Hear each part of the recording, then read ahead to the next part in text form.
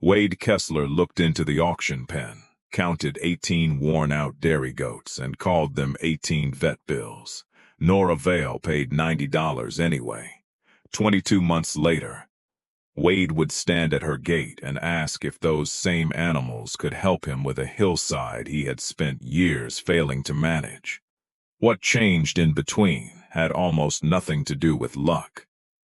The auction happened on the last Saturday of November in a livestock barn outside a small ridge town in western Virginia, where the weather could not decide whether it wanted to rain or freeze.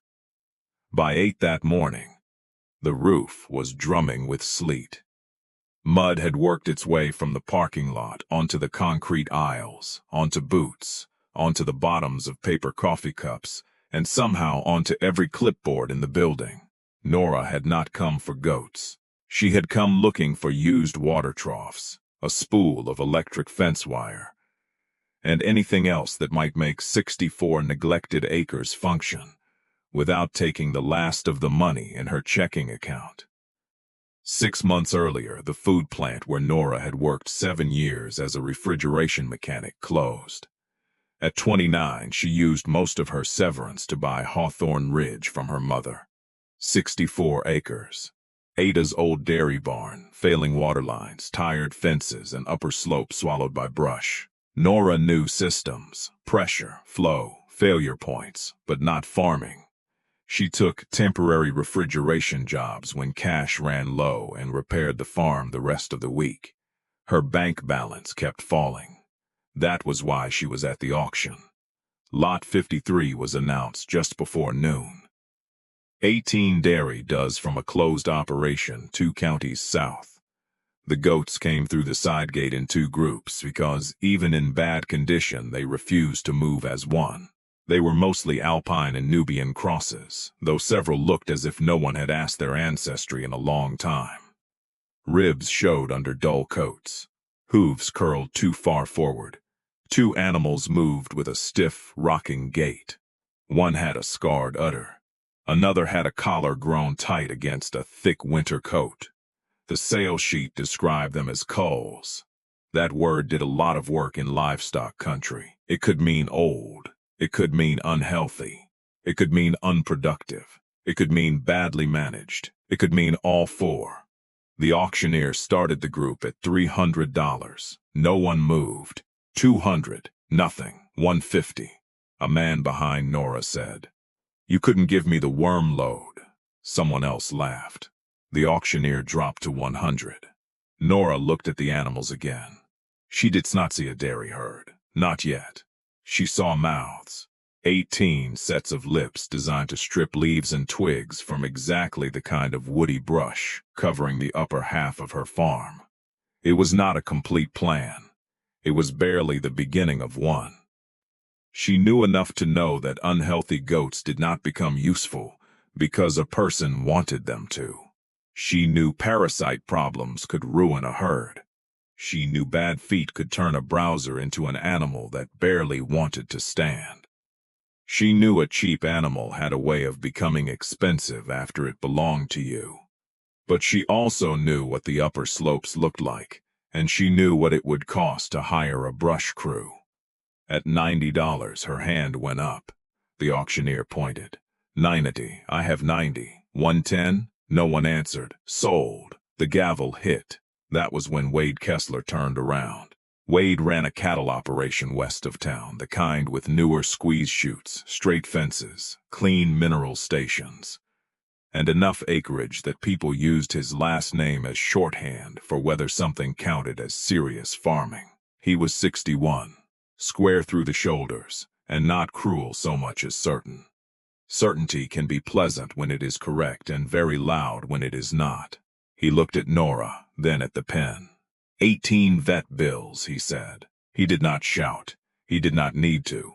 The men around him heard. So did the man behind Nora. A few people laughed, not viciously, but with the easy permission people give themselves when they believe the joke is also common sense. Nora looked at Wade for 1 second. Then she looked back at the goats. "Maybe," she said. That answer seemed to disappoint him more than an argument would have.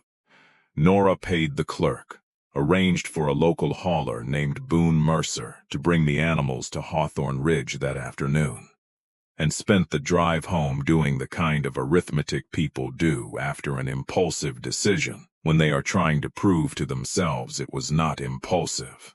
$90 for the animals. $45 for hauling. Quarantine panels she did not own. Hay, minerals, hoof tools, veterinary testing, probably medicine, definitely fencing. By the time Boone's trailer backed into the farmyard, the $90 goats had already cost several times $90 in Nora's head. The first doe stepped down the ramp, took 3 careful steps, and stood in the mud as if evaluating whether Hawthorne Ridge was an improvement. Nora looked at the old dairy barn behind her. "Don't answer yet," she said. The barn had not housed goats in almost 15 years. Ada had kept a small dairy herd there when Nora was young, but Nora's memories were useless in the practical sense. She remembered the smell of warm milk. She remembered tin feed scoops. She remembered her grandmother's hands, broad-knuckled and quick, reaching under a doe. She did not remember parasite schedules, forage plans, kidding dates, mineral ratios, or how often a hoof needed trimming. So Nora did what she did with machinery she did not understand. She did not start by forcing it to run. She started by isolating variables. The 18 goats went into a dry pen she built inside the lower barn, separated from the small flock of borrowed chickens that occupied another corner. She gave them hay, clean water, and loose goat mineral. She did not pour grain in front of them, though several looked as if they could have eaten a bucket each. The next morning, she called Dr. Lena Morris, a mixed-practice veterinarian whose office had treated everything in the county from dairy calves to pet rabbits. Dr. Morris came out Monday afternoon. She spent nearly 2 hours going through the group. The diagnosis was not one disaster. It was 18 smaller ones layered together. Poor body condition, overgrown hooves, possible parasite burden in most of the group. An old udder injury in one doe that would probably make future milking a bad idea. 2 animals with signs of chronic foot problems. 1 older doe whose teeth suggested she had less useful grazing life left than her body initially implied. "They're not a herd, Doctor," Morris said when she finished writing. "They're a project." Nora leaned against the pen rail. "Recoverable. Most of them, probably. But don't decide what they're for yet. Get them healthy enough to tell you." Nora liked that answer because it sounded like mechanical diagnosis. Do not decide what the machine can do until it holds pressure. The fecal tests confirmed that several goats carried heavy gastrointestinal parasite loads. Dr. Morris recommended targeted treatment rather than dosing the whole group blindly. Then repeat checks and close attention to eyelid color, body condition, appetite, and manure. Nora bought a hoof stand attachment she could barely afford, then made a better one herself from scrap steel when the first turned out to be flimsy. She trimmed feet in stages. That mattered. A hoof allowed to grow badly for months does not become correct in one aggressive afternoon without creating a different problem. Nora removed what she could safely remove, then waited. She cleaned pockets of packed mud. She learned the smell that meant infection, and the smell that was only old manure. She learned which goats would stand if she kept one hand on the shoulder and which would fight any restraint until they exhausted themselves. By the end of the first week, she had names for none of them. By the end of the second, she had names for 6, despite a private decision not to start naming Livestock. The tall black doe with one torn ear became Banner, a gray alpine cross that could open any latch, not physically wired shut, became Thief. The oldest red doe, whose bad teeth made long-stem hay difficult, became Mabel because Nora's mother said she looked exactly like a Mabel and refused further explanation. The first real mistake happened during the third week. It was not dramatic. That made it worse. Nora had cleaned the quarantine pen repeatedly, but the ground outside the barn stayed wet through most of December. The farmyard sat in a shallow bowl, where runoff from the drive crossed before reaching the ditch. Ada had once kept gravel there. Years of neglect had turned it into mud. Nora knew mud was bad for feet. She did not yet understand how quickly bad could become expensive. Banner started limping on a Thursday morning. By Friday, 3 goats were tender-footed. One had swelling between the claws. Nora called Dr. Morris, cleaned and treated what she could, and spent Friday evening on the internet reading about foot scald, hoof rot, drainage, and the many ways livestock punish a person for assuming a wet week is only a wet week. Saturday morning, she borrowed a compact tractor from her neighbor, Luis Marrow, and spent 9 hours reshaping the area outside the barn. She cut a shallow diversion swale above the yard. She laid geotextile where traffic was worst. She spread every ton of stone she could afford. The bill for gravel alone was more than the goats had cost by a factor she stopped calculating. 2 animals recovered quickly. Banner did not. The infection had worked deeper than Nora first realized.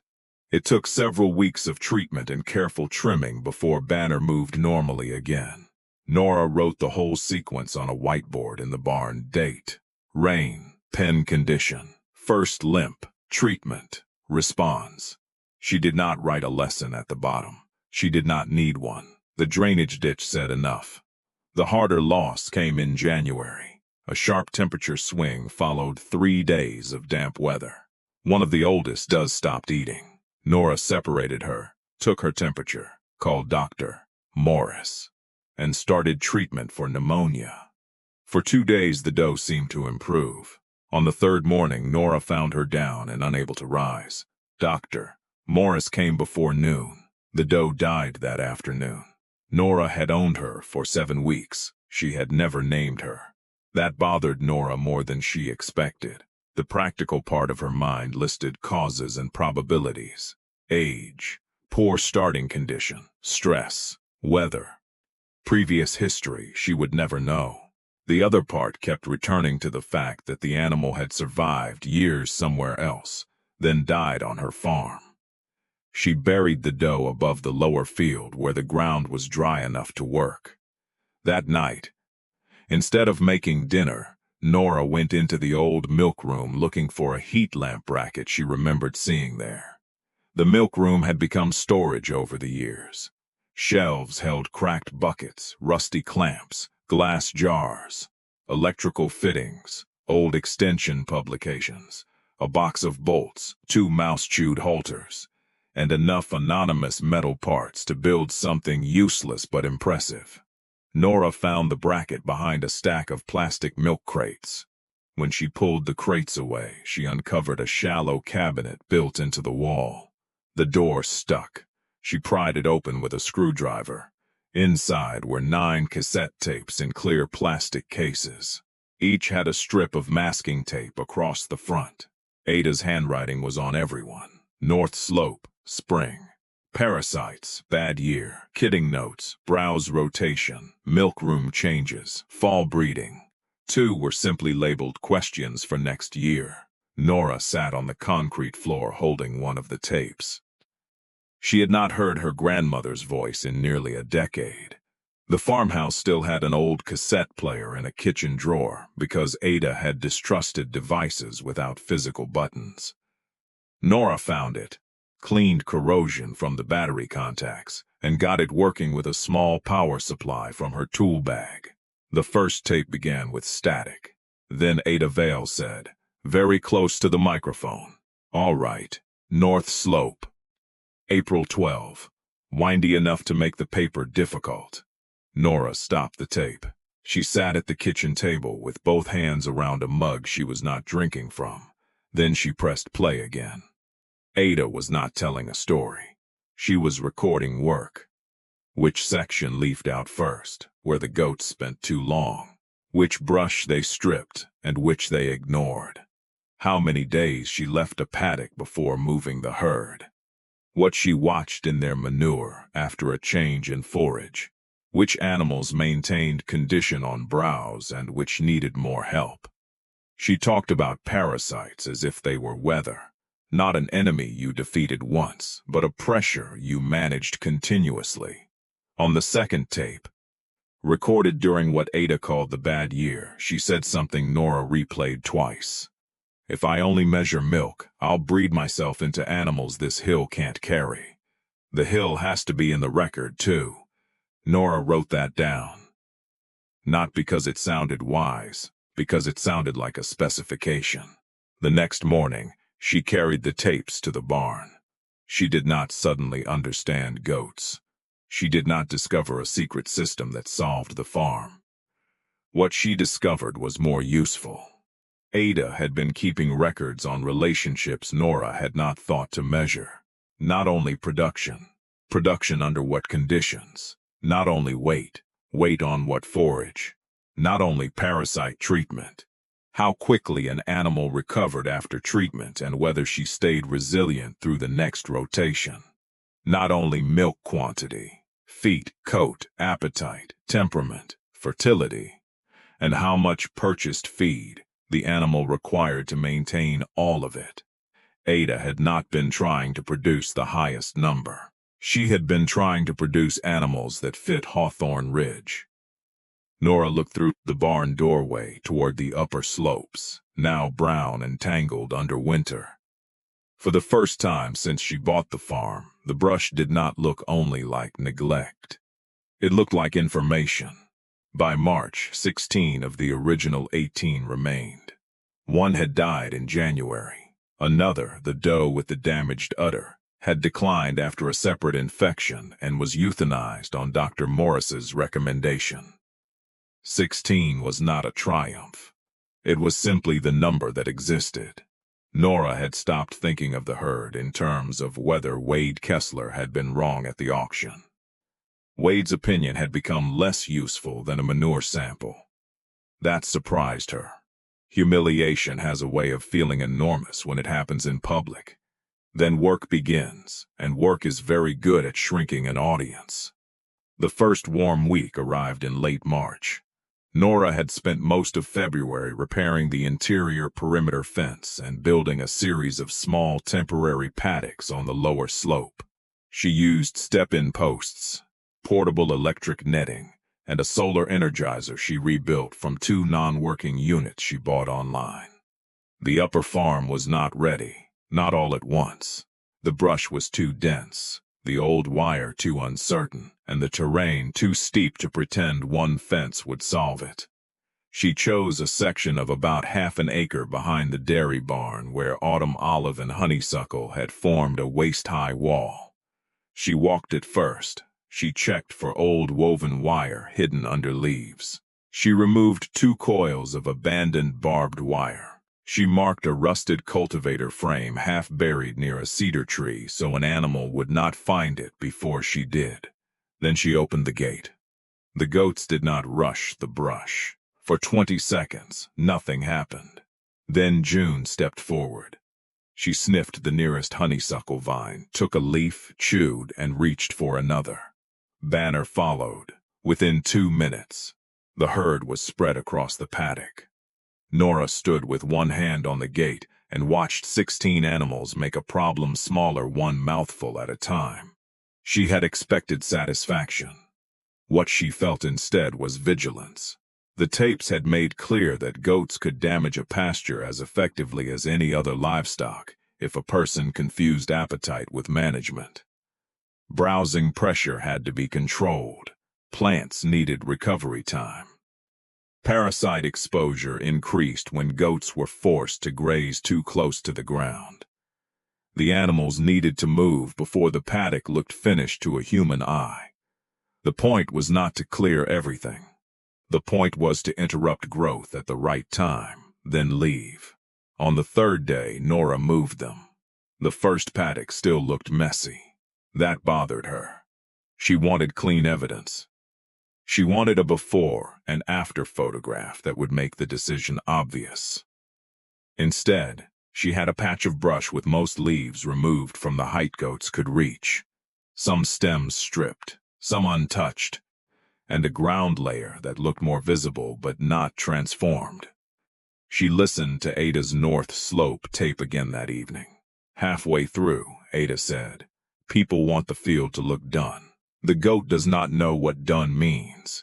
Move when the plant has paid enough, not when the eye is satisfied." Nora wrote another note. "Do not manage for photograph." She settled into a simple rhythm. Fence forward, water forward, mineral forward, goats forward, rest behind. The farm stopped looking like 64 acres of neglect and started looking like different conditions that had to be read separately. By late April, the herd's body condition had improved enough that Dr. Morris stopped calling them a project every time she visited. She did repeat fecal checks on the animals Nora was most concerned about. The numbers were better, though not perfect. A few goats still needed more intervention than Nora liked. One of them was moved permanently into the non-breeding group. Nora had made a decision by then. She would not breed any of the recovered that spring. That cost her a year of potential production. It also confused nearly everyone who asked, if these were dairy animals, why not breed them? Because a goat that was still rebuilding itself did not need pregnancy added to the list. Because Nora did not know enough about which animals belonged in the future herd. Because the fastest way to make the $90 look like a business decision would have been to demand output before the animals had earned the capacity to give it.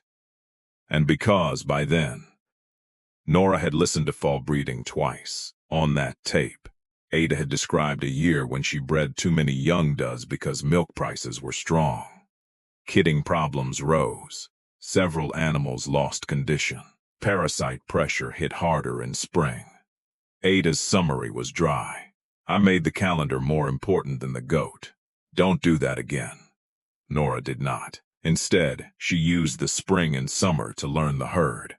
By July, the first paddock she had browsed in March had changed. Not magically. The honeysuckle had regrown, but weaker. Several rose canes had pushed fresh leaves lower on the stem. Young locust shoots appeared where light reached the ground. Grass and forbs filled spaces that had been shaded before. Nora brought the goats back through for a second controlled pass. This time, she understood what she was looking at. The first pass had not been clearing.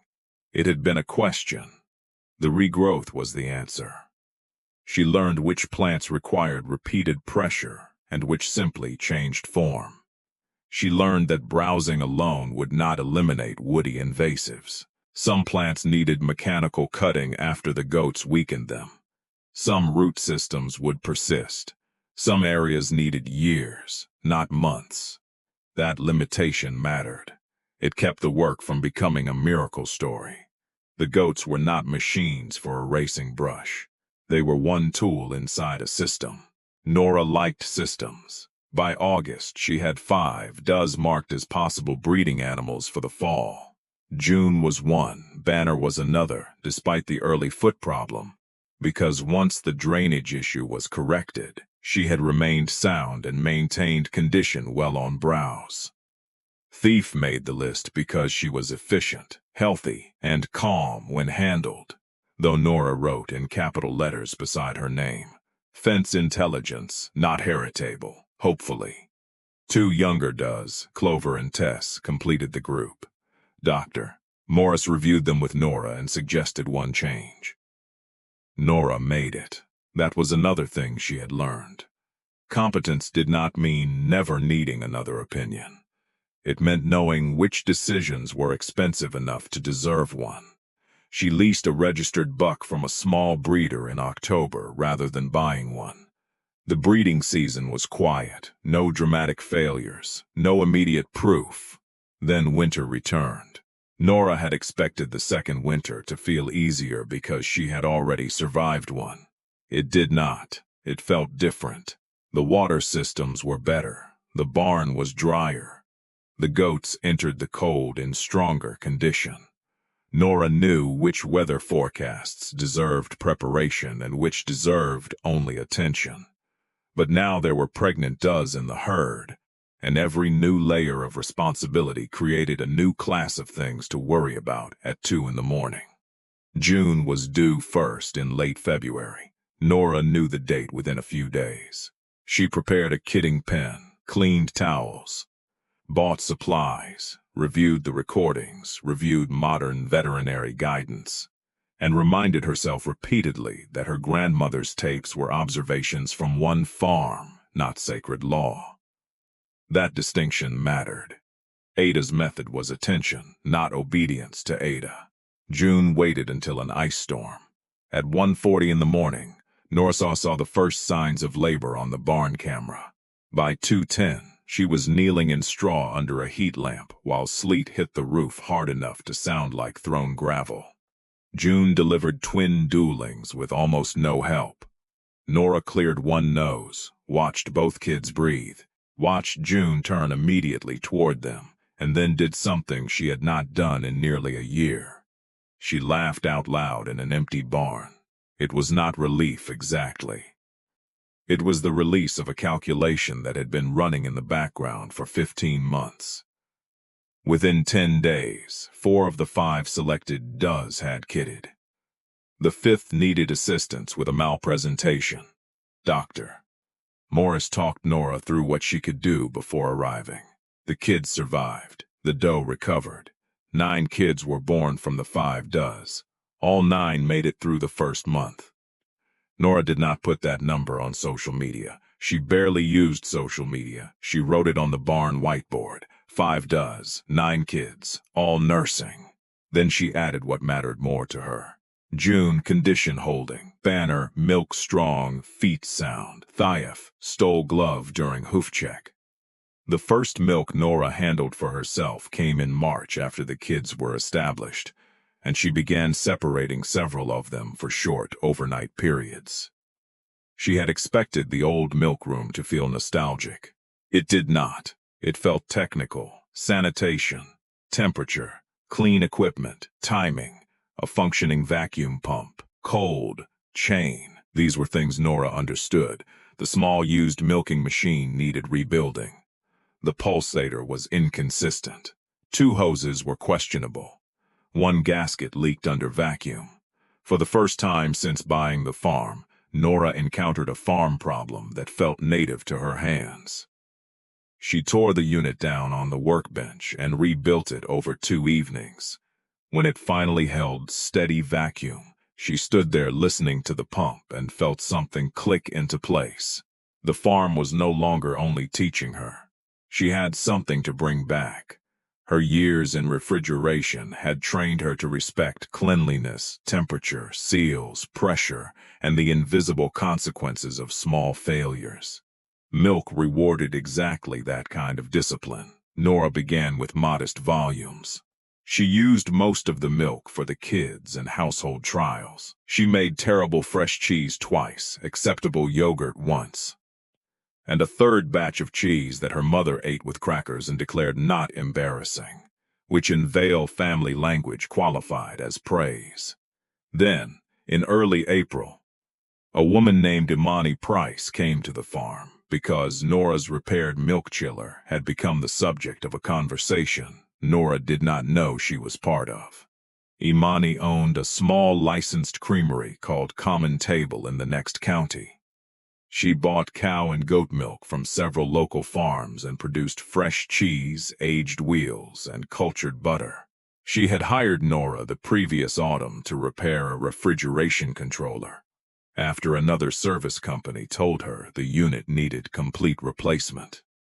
Nora had found a failed sensor and fixed it for less than 1/10 of the quoted cost. Apparently, Imani remembered competent people. She parked beside the dairy barn on a Tuesday morning and walked in carrying 2 stainless sample jars. "Louis says you have goats now," she said. Nora looked toward the pen. "Louis says too much. He said you had milk." "Some. Can I test it?" Nora asked. For what? For buying it, if it's worth buying. That was the first time anyone had offered money for something Hawthorne Ridge produced since Nora purchased the place. She did not react the way she had imagined she would. She became suspicious. I have 5 fresh does, she said. I'm not a volume supplier. I didn't ask for volume. I asked for milk. Imani took samples from 2 chilled containers, checked Nora's cooling setup, asked how the does were fed, asked whether Nora had health records, asked about withdrawal times after any medications, and then spent 15 minutes walking the lower paddocks. She was not interested in the story of the auction. Nora liked her immediately for that. 3 days later, Imani called. Your numbers are good, she said. Nora was in the middle of replacing a fence post. Which numbers? Imani gave her the basic composition results and then said, more important, the milk handles well. Clean flavor. Good solids for what I make. If you can give me a consistent small amount every week, I can use it in the spring fresh cheese. Nora leaned on the post driver. How small? Imani named a volume that Nora could supply without shorting the kids or pushing the does. Then she named a price. It was not life-changing money. That may have been why Nora trusted it. It was enough to pay for minerals, testing, some hay, and part of the electric fencing. It was enough for the goats to stop being only an expense. I can do that, Nora said. Good. Thursday mornings. Cold when I get it. Clean every time. If either of those changes, you tell me before I drive out. Agreed. The first delivery was 9 gallons. Nora cooled it in the old milk room with a system she had rebuilt from used equipment, loaded the sealed containers into an insulated chest, and drove to common table before sunrise. Imani signed the receiving sheet, tested a sample, and wheeled the milk into the creamery. That was it. No applause. No dramatic announcement. Nora stood by her truck for a few seconds with the empty, insulated chest in her hand. 15 months earlier, Wade Kessler had looked at the goats and seen 18 vet bills. Nora had looked at them and seen brush control. Neither of them had seen this. She drove home before the morning traffic thickened. There were kids to feed, fence to move, and a north paddock that had been rested long enough to open. The spring fresh cheese sold out 3 Saturdays in a row. Nora did not know that until Imani told her. She had delivered milk on Thursday mornings, signed the sheet, taken her empty cans and gone home. Common Table's customers existed somewhere downstream of the work, abstract and invisible. Then Imani called one afternoon in May. I need to know whether you can add another 5 gallons next week. Nora looked at the production log. Not next week. Maybe in 2 weeks if June stays where she is. That answer is inconvenient. I know. It's also the right answer.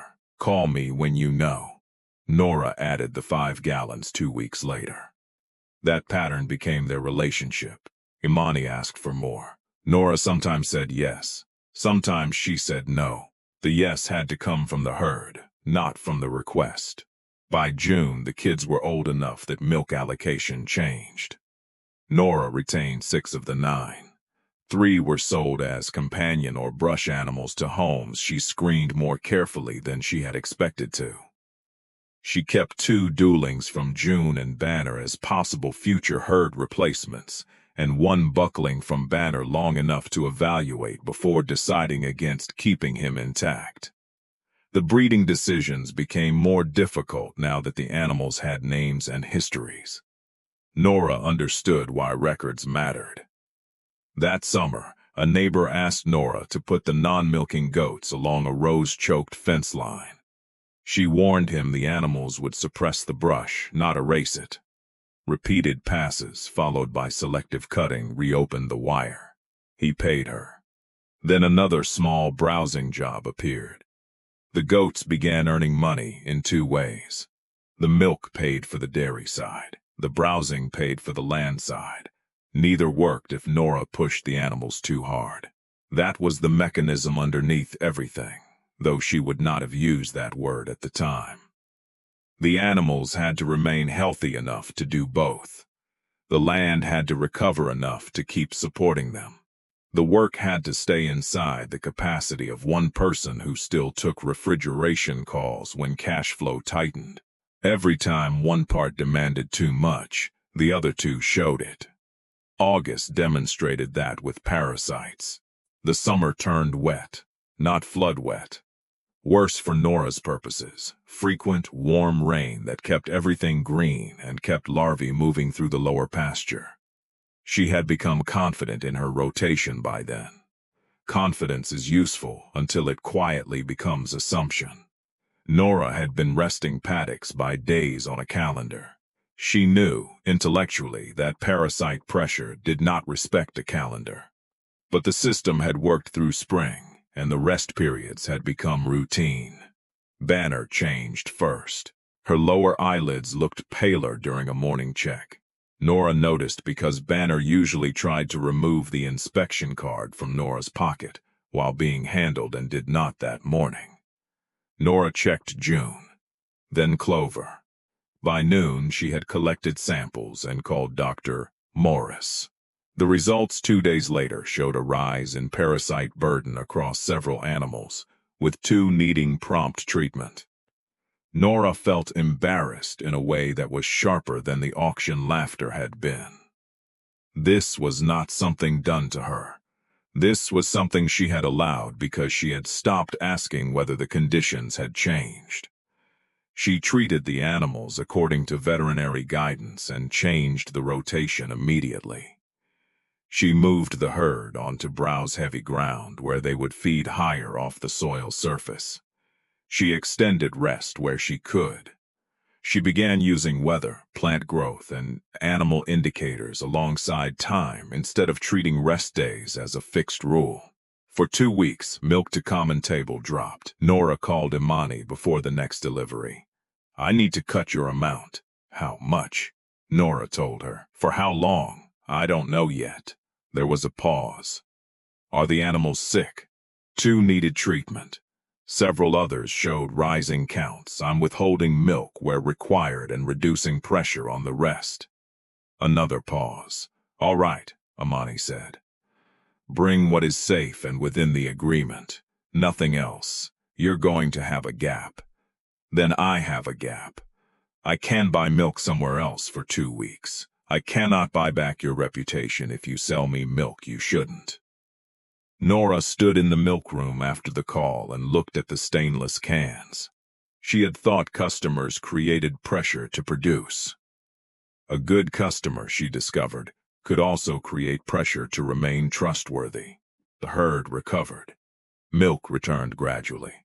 The bigger change was in Nora's record system. She added weather pattern, forage height, time since previous use. Whether the paddock was browse-dominant or grass-dominant. She stopped asking, "How many days has this rested?" She started asking, "What changed here while it rested?" That shift saved her from repeating the same mistake in a different form. It also made the work slower. More observation meant fewer automatic decisions. Nora could not stand at the kitchen table Sunday night and assign the whole week with clean certainty. She had to walk the ground. She had to adjust. She had to leave some feed unused when conditions said move. That kind of flexibility looked inefficient on paper. By September, the goats looked better than they had at any point since the auction. Coats had gloss. Feet were sound. The retained kids moved through fence transitions with the older animals. June held condition on modest concentrate. Banner had fully recovered from the parasite challenge and returned to her normal habit of pushing against any gate she believed should open faster.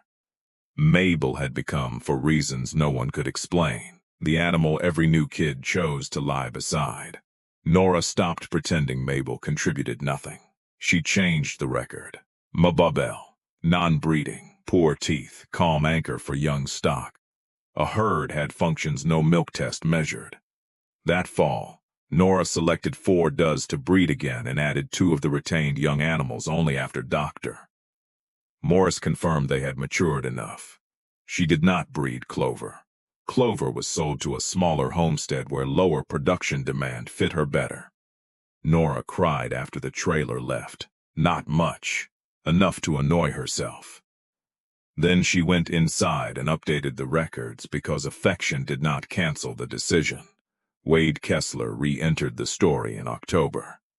Nora had seen him around town several times since the auction. At the feed store. At the fuel station. Once at a county livestock meeting where they sat 3 rows apart and did not speak. He never repeated the vet bill line. He also never acknowledged it. That arrangement had suited Nora. Then, one Thursday morning, she was loading bags of loose mineral into the back of her truck when Wade pulled into the farm supply lot. He got out, saw her, and walked over. Vale, Kessler. He looked into the truck bed. Still got the goats. Nora closed the tailgate. Most of the original group. More now. Herd Price is buying your milk. She is. Herd Marrow paid you to put goats on his fence. He did. Wade nodded as if confirming 2 figures on a ledger. Then he said, "How much does that brush work actually do?" Nora almost smiled. Not because the question was funny, because he was asking it seriously. Depends what you mean by do. I mean, does it kill the brush? Not by itself. It can weaken repeated regrowth. It can open access. It can reduce leaf area. I still cut some stems. Some species keep coming back. Wade frowned. So why bother? Because I can turn part of the control cost into feed. That stopped him. Nora watched the thought move across his face. He looked at the mineral bags again. You still buying feed? Of course. Hay, minerals, some concentrate for milkers. But less than if I asked the land to be only scenery. Wade was quiet. Then he said, I've got 30 acres of slope behind the west hayfield that I can't get a tractor into safely anymore. Rose, blackberry, saplings. Cattle barely touch the edge. Nora knew the land he meant. Everyone did. It faced the county road and had grown rough over the past several years. What are you asking? Nothing yet. He shoved his hands into his jacket pockets. I'm asking whether I should be asking something. Nora considered giving him the easy answer, the satisfying one. You called them vet bills. Now you want them. She had imagined versions of that moment in the first winter, usually while carrying water or cleaning a pen. In those versions, Wade was embarrassed and Nora was eloquent. The real moment arrived in a parking lot between a pallet of fence staples and a truck bed full of mineral. It felt smaller and more useful. Walk the ground with me, she said. Then I'll tell you if goats make sense. Wade looked surprised. You'd do that? If you want an answer, Saturday, 7:30. That's early. Not for goats. For the first time since the auction, Wade laughed at something Nora said without laughing at her. Saturday morning, they walked his west slope for 2 hours. The land was worse up close than it looked from the road. Old cross-fence wire disappeared into brush. A washout cut across one lower corner. Multiflora rows formed dense islands around locust and young maple. Blackberry canes filled the spaces between. It was also better than Nora expected in one important way. Under the brush, the slope carried more herbaceous cover than the road view suggested. There were usable lanes. There was water access from an upper tank if a line could be run. The ground was steep, but not all of it was equally steep. Nora stopped near an old stone pile.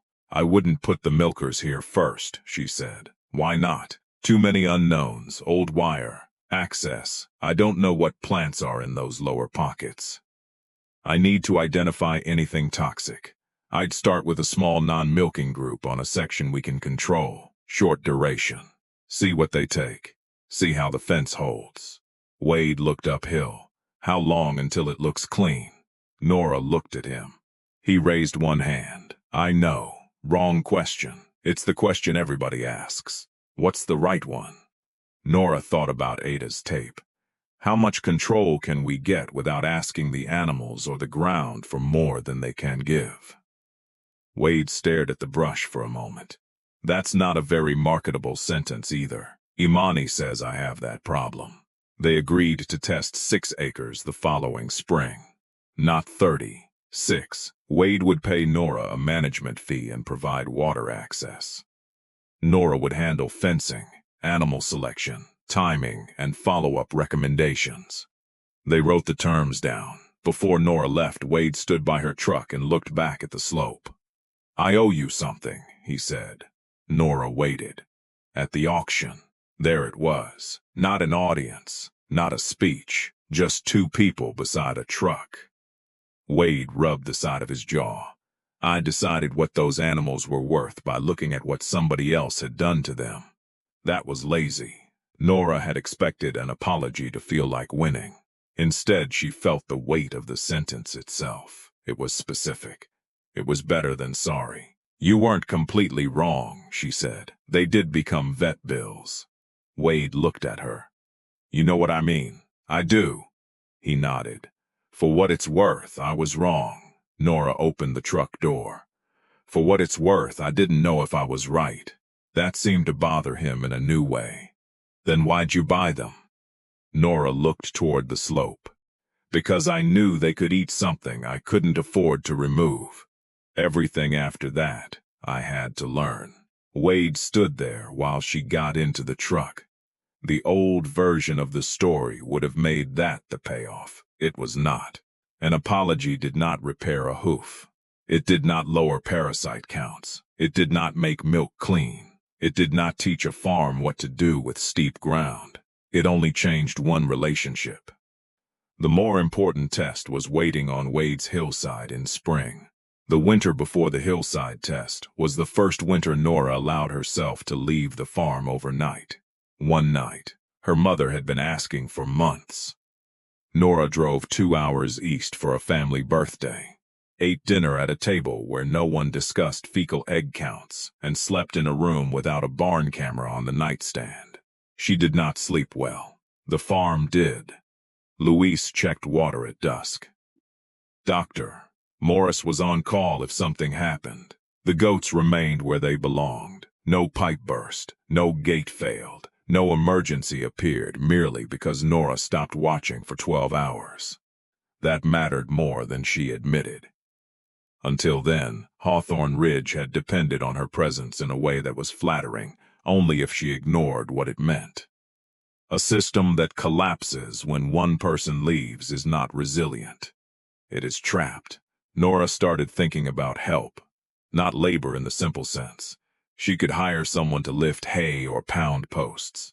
She needed a person who would notice. That was harder to hire. The person appeared in February as the result of a broken pump controller. Nora had installed a small transfer pump to move water from an upper storage tank into portable troughs during dry periods. The controller began tripping under load.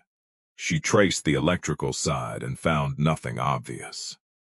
The pump itself tested clean. Luis suggested a young woman named Maya Chen, who worked part-time for a solar and irrigation contractor, while finishing a 2-year agricultural systems program at a community college. Maya arrived on a Wednesday afternoon in a compact pickup full of wire, fittings, and more notebooks than tools. She was 22, direct, and unimpressed by equipment simply because it was old. Within 40 minutes, she found corrosion inside a connector Nora had reused during the original installation. "This is yours," Maya said. "I know. I can tell. You built everything around it better." Nora looked at her. Maya smiled slightly. People usually hate that sentence. People usually don't find the fault that fast. They replaced the connector, tested the pump under load, and stood by the tank while it ran. Maya watched the goats in the adjacent paddock. "Those are dairy goats?" "Some are. Some are retired. Some are brush employees. Which one is the manager?" Nora pointed at Mabel lying beside 2 yearlings. "Her, apparently." Maya came back the next Saturday, not because Nora called. She had read about targeted browsing and wanted to see the rotation. Nora walked her through it.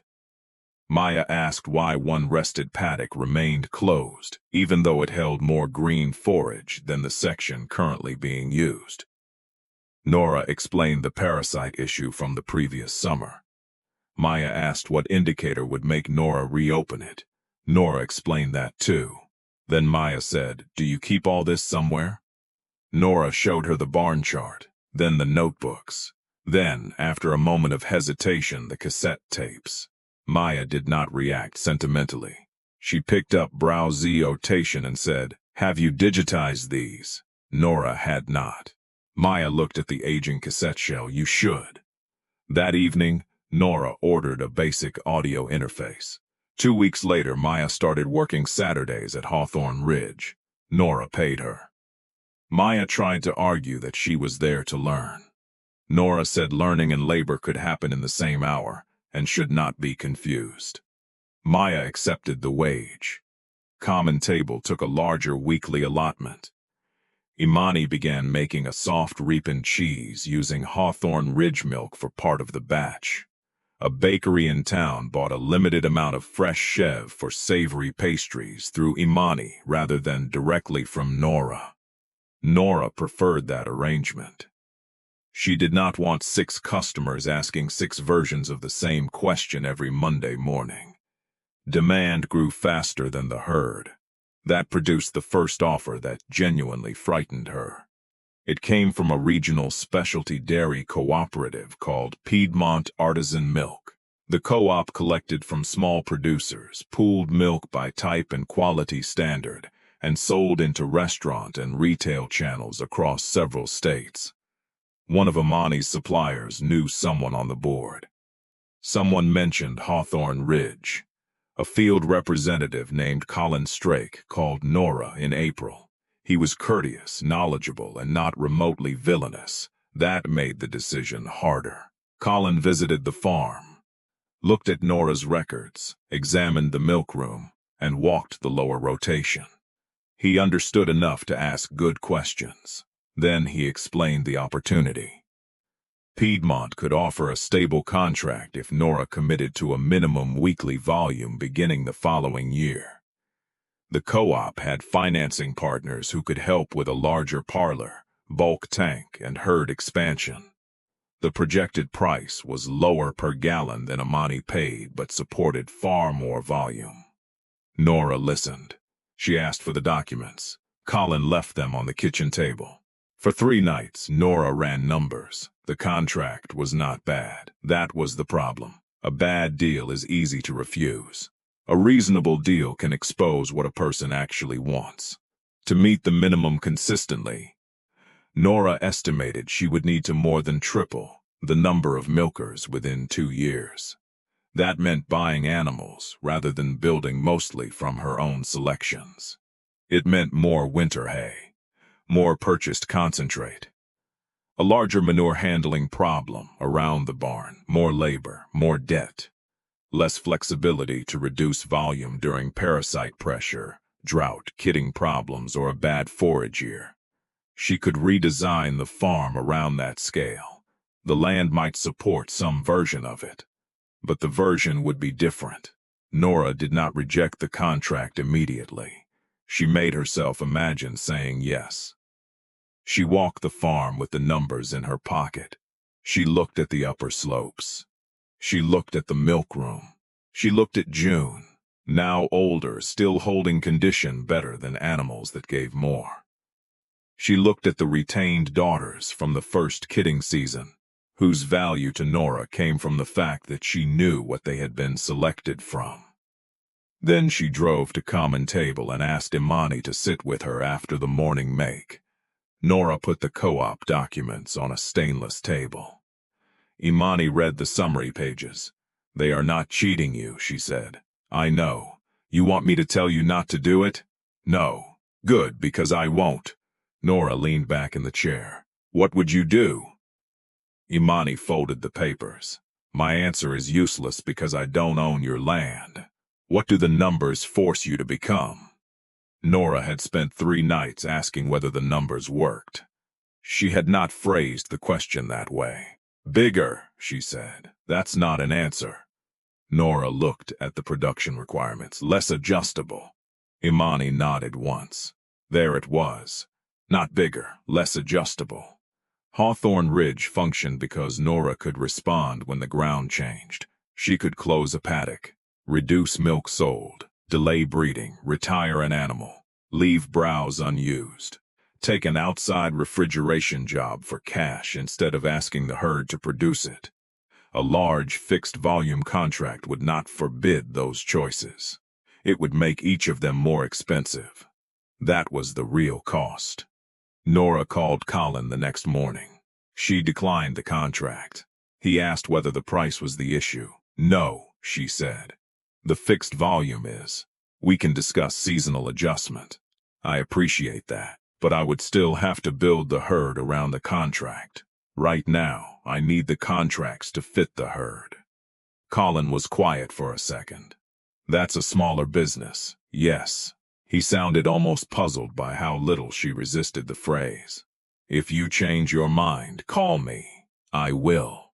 Nora hung up and felt sick. Not relieved, not noble, sick. At noon she went to Wade's 6-acre test.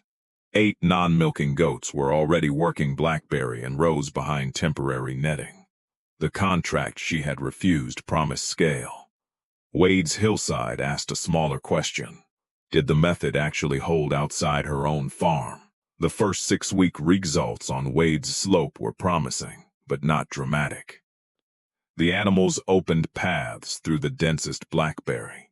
They defoliated rows repeatedly in the controlled sections. They stripped leaves from young locust within reach. They left mature stems standing. Nora and Maya followed with selective cutting where it made sense. Wade looked at the first section after a second pass and said, "Still ugly, yes, but I can walk through it. Also, yes." He stood inside a place he had avoided for years because the thorns made it miserable. The ground under the brush had begun receiving more light. Grasses and low plants responded. Some rose crowns pushed fresh shoots almost immediately. Wade pointed at them. "So we didn't kill it. We stressed it. It'll try again." "How many times?" asked the plant. He gave her a look. "That's one of your grandmother's sayings." "No, that's me avoiding a promise." Wade grunted. They extended the test through summer. The real proof arrived not from how the slope looked, but from what Wade could do with it. By August, he could reach 200 yards of old cross fence that had been inaccessible behind brush. He repaired the wire and reopened a narrow livestock lane to an upper hay field. The goats had not restored 30 acres. They had made a management problem reachable. That was enough for Wade to change his mind about the next year. "I want to do another 10, he told Nora. "Not until we see how the first 6 respond after winter." He stared at her. "You're turning down more work." "I'm delaying work until we know whether the first work actually held." Wade looked toward the slope. "You always this difficult, only when paid." He laughed. Then he said something Nora remembered. "I used to think cautious meant unsure." Nora waited. "I'm starting to think it means you're expensive to rush." That was not a compliment exactly. Over the next 2 seasons, Hawthorne Ridge grew slowly. Maya took on more water, fence, and rotation decisions. The herd added daughters only when they fit the ground. Wade kept testing the same hillside instead of expanding on hope. Wade's slope entered its 3rd managed season. The first 6 acres now looked unmistakably different. Not clean, open. The old cross fence was functional. Dense rose islands had broken into smaller patches. Blackberries still occupied sunny edges. Young locust returned where roots persisted. Grass and forbs covered more ground between woody plants. Wade had begun clipping regrowth mechanically after goat passes in selected spots. He had also changed the way he grazed cattle near the upper lane. Using the reopened access without asking the cattle to perform brush work they were poorly suited to do. One May morning, Nora arrived to find Wade standing beside a new roll of portable netting. "What's that?" she asked. Fence. I recognize fence. Why do you have it? Wade looked almost embarrassed, thinking about keeping a few goats myself. Nora stared at him long enough that he became defensive. Not dairy goats, brush animals. You called them 18 vet bills. I apologized for that. I know. I'm enjoying the geometry. Wade shook his head. I need 6, maybe 8. Hardy, fence-trained. Not idiots. Nora looked toward the slope. All goats are idiots in one specific direction and engineers in another. You know what I mean. She did. For the first time, Wade was not asking to rent Nora's herd. He wanted to take responsibility for animals on his own land. That required a different conversation. If I sell you goats, Nora said, I'm not selling you vegetation equipment. You have to manage feed, parasites, minerals, water, shelter, quarantine. You don't get to drop them on the hill and call when they stop working. Wade's expression tightened. Years earlier, that tone from Nora might have produced a contest. Now he said, then teach me what I don't know. That sentence did more work than the apology had. Nora selected 4 wethers and 2 non-breeding does from Hawthorne Ridge stock. Not the most valuable animals. The right animals. They were used to portable fence, calm under handling, accustomed to browse, and healthy within the farm's management system. Wade paid Nora's asking price without bargaining. Then he came to Hawthorne Ridge for 3 Saturday mornings and learned the daily checks. Maya taught him the water system on the 2nd week. Nora watched a 22-year-old woman explain fence voltage and mineral access to the man whose certainty had once filled an auction aisle. Wade listened. He asked questions. He wrote 2 things down. Nora did not comment. The 6 goats moved to Wade's farm in June. Nora expected to worry about them. She did. She also expected Wade to call too often. He did not. His first call came 6 days later. One of the wethers is hanging back at water. Nora asked several questions. Wade had already checked temperature, eyelid color, appetite, and feet. You did all that before calling? You gave me a sheet. Good. The animal was fine by evening. Wade called once more that summer for a fence problem he solved before Nora arrived. By September, his small group had become part of his farm rather than a project on loan from hers. Nora drove past one afternoon and saw him moving netting alone. He had the Energizer off. He carried posts in the awkward bundle everyone eventually learned to carry. The goats waited on the old side of the fence instead of rushing him because they knew the move would happen. Nora kept driving. As the farm steadied, Nora opened the books to Maya, priced labor honestly, and wrote down who could decide what. Responsibility had to become transferable before growth meant anything. They built a new arrangement over winter. Maya increased to 4 farm days during the main season and took responsibility for water infrastructure, rotation records, and part of the targeted browsing operation. Nora remained final decision-maker on breeding and dairy commitments, but Maya had authority to change daily rotation based on agreed conditions. They wrote the authority down, not because they distrusted each other, because memory gets vague around responsibility when something goes wrong. Nora also began paying herself a defined farm draw, instead of taking whatever remained. The number was modest. It forced the books to tell a harder truth. Several projects she had considered profitable became less so when her labor was no longer free. She stopped offering one type of small remote browsing job because transportation and setup consumed too many hours. She raised the price on another service. 2 clients disappeared. The farm improved. That was another lesson Nora would not have learned from a story about simply working harder. Sometimes the way to save a system was to stop donating invisible labor to it. Claire noticed before Nora mentioned anything. You look less tired, she said at dinner one Sunday. Nora considered that. Maya has more responsibility. Claire nodded. Your grandmother would have hated that at 30. Did she get better? Eventually. Then I have a head start. Claire smiled. On one thing, don't get arrogant. Nora did not. The test Claire had warned about arrived in January on a patch of ice no larger than a feed sack. Nora stepped out of the dairy barn carrying an empty bucket, put her right boot on a thin glaze beside the drain, and went down hard enough that she knew before she stood that something was wrong. The bucket rolled into the yard. Nora sat on the ground with her right arm against her chest and said several things Ada would not have recorded on a cassette.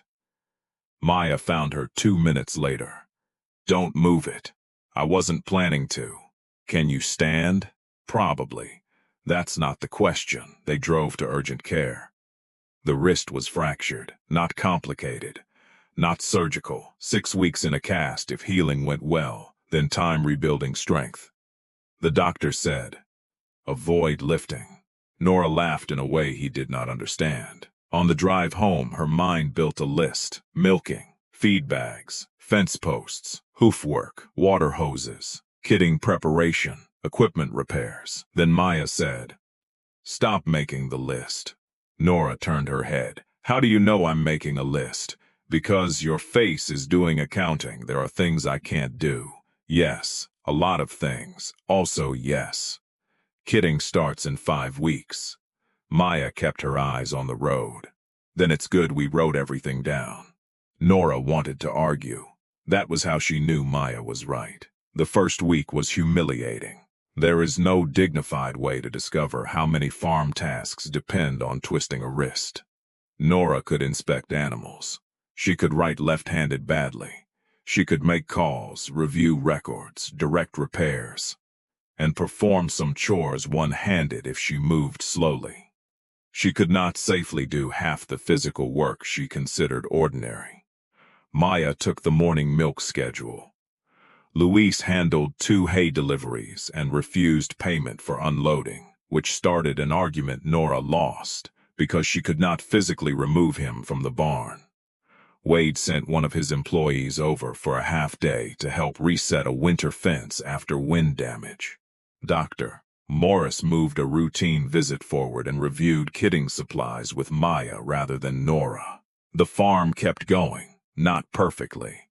Maya forgot to order teat dip one week and had to drive 30 minutes for it. A water hose froze because the wrong drain valve stayed closed overnight. Nora saw a rotation decision she would have made differently and had to decide whether different meant wrong. It did not. That was harder than the broken wrist. The system survived not because everyone copied Nora. It survived because people understood what the decisions were protecting. On the 12th day, Nora sat at the kitchen table reviewing milk records while Maya came in from the barn. Pip's off a little, Maya said. Nora looked up. How? Not sick. She's finishing grain slower, and she stood back at the gate after the morning move. Temperature normal. Feet look good. Manure normal. I marked her for recheck at noon. Nora asked, what do you think? I think I don't know yet. The answer made Nora smile. What? Maya said. Nothing. Pip was normal by evening. The note stayed in the record. Kitting began while Nora was still in the cast. Lark delivered twins before dawn on a Tuesday. Maya handled the birth with Nora standing beside the pen feeling both useless and proud. No intervention was needed. One kid took longer than usual to nurse. Maya noticed, assisted, and documented it. Nora did not touch anything. That was the point. 2 weeks later, the cast came off. The wrist was thin, stiff, and weaker than Nora expected. The farm had not missed her in the dramatic way pride sometimes wants to be missed. It had needed her judgment. It had not needed her hands every hour. That difference meant Hawthorne Ridge was healthier than it had been before she fell. After the wrist healed, Nora stopped measuring success by how indispensable she felt. Seasons passed. Younger animals replaced some originals. Maya learned to run the farm without imitation, and Wade kept his own notes. Then one morning in October, exactly 6 years after Nora first saw the original cull group, she drove to the same auction barn, not for animals. She needed 2 used kitting panels listed in the equipment sale. The roof had been patched since her last visit. The coffee was still bad. The concrete aisles still held a mixture of sawdust, mud, and livestock smell that no cleaning schedule defeated. Wade was there buying gates. He saw Nora and lifted a hand. They stood together for part of the equipment sale. Neither mentioned the anniversary. Nora was not even sure Wade remembered the date. Lot 38 was a stack of panels. She bid twice and stopped when the price became stupid. Wade looked at her. "Thought you needed those." "I do. Not at that price. Could have fooled me. You used to buy anything cheap." Nora looked at him. Wadesum smiled. "That was a joke. Needs work." A later lot had better panels. Nora bought them for less.